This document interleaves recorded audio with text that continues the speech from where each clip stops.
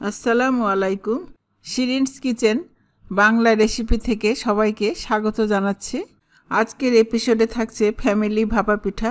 আমরা সাধারণত ছোট ছোট ভাপা পিঠা খেয়ে থাকি, কিন্তু আমি আপনাদের অনেক টেস্টি করে ভিন্ন প্রসেসে বড় কেক সাইজের ভাপা পিঠা করে দেখাবো, যা 10 মিনিটে একটা তৈরি করলেই ফ্যামিলির 5-6 জনে একসাথে খেতে পারবেন। সেই কারণে পিঠার নাম দিয়েছি ফ্যামিলি ভাপা পিঠা। আমার ফ্যামিলির সবাই এই ভাপা পিঠা খুব পছন্দ করে, তাই আপনাদের সাথে শেয়ার করলাম। আশা করি আপনাদেরও অনেক পছন্দ হবে। চলুন তাহলে শুরু করা যাক। প্রথমে আপনাদের দেখাচ্ছি সিদ্ধ চালের গুঁড়া ব্লেন্ডারে কিভাবে করেছি। আমার ব্লেন্ডারের ওয়াট হচ্ছে 1400 ওয়াট, কিন্তু 1000 ওয়াট থেকে শুরু করে উপরে হলে আপনার ব্লেন্ডারে এটা সিদ্ধ চালের গুঁড়া করা সম্ভব। সিদ্ধ চাল 2 ঘন্টা ভিজিয়ে রেখে ভালোভাবে ধুয়ে স্ট্রেনারে ঝরঝরে করে নিয়ে একটু ড্রাই করে নিয়ে গুঁড়াটা করেছি। রাইস কুকারের এই সবজি সিদ্ধ করা বাটি নিয়ে পিঠাটা করব। পিঠা তৈরি করার জন্য 3 কাপ সিদ্ধ চালের গুঁড়া নিলাম।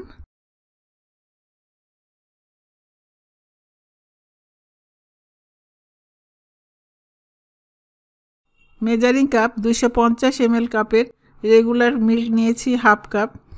হাফ চা চামচ লবণ দিয়ে দুধের মধ্যে মিশিয়ে নিলাম। দুধের মধ্যে পানি মিশিয়েছি, 1/4 কাপ পানি মিশিয়েছি। এবার দুধটা দিয়ে চালের গুঁড়ার মধ্যে দিচ্ছি আর আলতোভাবে মিশাচ্ছি। ডোতে খুব বেশি পানি দিলেও পিঠা শক্ত হবে, আবার বেশি কম হলেও পিঠা ভেঙে যাবে। কিছুটা দুধ থেকে গেল।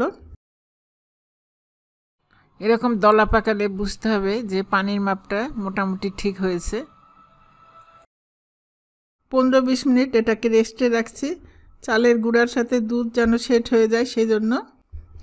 15 মিনিট পর ফিরে আসছি। এবার ডোকে তারে চালনা বা স্ট্রেনার দিয়ে চেলে নিচ্ছি। একটু মোটা চালনিতে চালতে হবে যেন মাখানো ডো চালা যায়। এইভাবে চেলে নিলাম। এখন রাইস কুকারের ফুটোওয়ালা বাটি নিয়ে পরিষ্কার সুতি সাদা কাপড় নিয়ে পানিতে ভিজিয়ে নিয়ে ভালোভাবে চেপে নিচ্ছি, নিয়ে ঝেড়ে নিচ্ছি। এবার রাইস কুকারের পাত্রে কাপড়টা বিছিয়ে দিচ্ছি। গুড় নারিকেলটা অনেক বেশি পরিমাণে দিতে পারবেন, যার জন্য পিঠার স্বাদটা অনেক বেশি হয়। এবার একটা ছোট্ট গ্লাস মাঝখানে বসিয়ে দিচ্ছি। এখানেই ম্যাজিক। কেন বসাচ্ছি সেটা না হয় পরে বলি। এখন চারিদিকে সমান করে চালের গুঁড়া দিচ্ছি।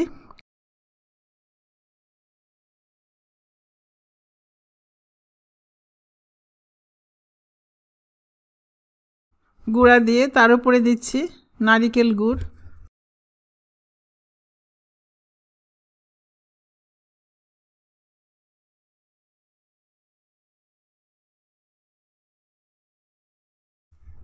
আবার চালের গুঁড়া দিচ্ছি।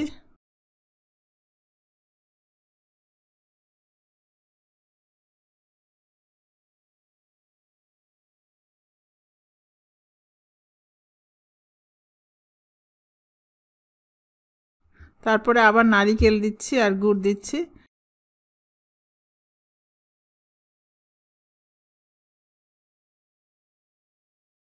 শেষে চালের গুঁড়া দিচ্ছি।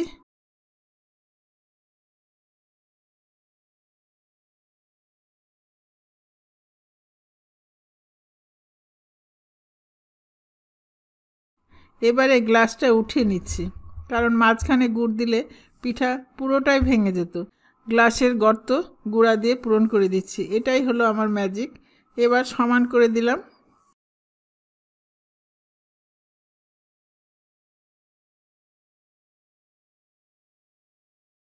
পিঠার উপরে ডেকোরেশন এবং পিঠা টেস্টি করার জন্য কিছু নারিকেল আর গুড় চুলায় দিয়ে হালকা সময় জাল দিয়ে হার্ট শেপ তৈরি করে উপরে বসিয়ে দিচ্ছি।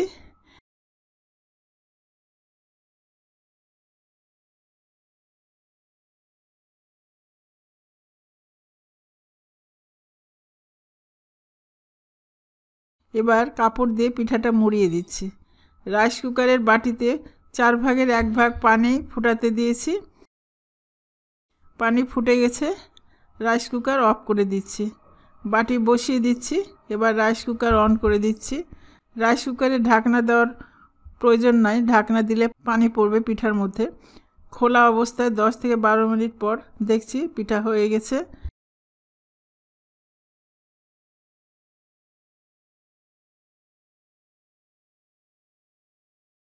রাইস কুকার অফ করে দিচ্ছি, বাটিটা উঠিয়ে নিচ্ছি। এবার সাবধানে প্লেটে উঠিয়ে নিলাম। দেখতে যেমন আকর্ষণীয়, খেতে তেমনই মজা। না খেলে বুঝতেই পারবেন না আমার কথা কতটুকু সত্যি।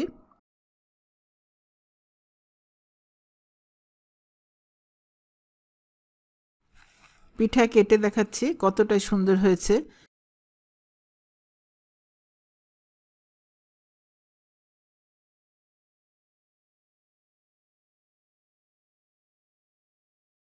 চারিদিক ঘুরিয়ে দেখাচ্ছি, সুন্দরভাবে সিদ্ধ হয়েছে, খেতেও অনেক অনেক মজার।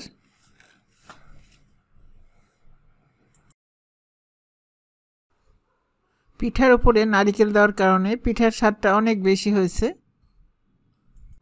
তৈরি করে কমেন্টে লিখবেন পিঠা খেতে কেমন লেগেছে। আপনারা সবাই ভালো থাকেন, আমার জন্য দোয়া করবেন। আল্লাহ হাফেজ।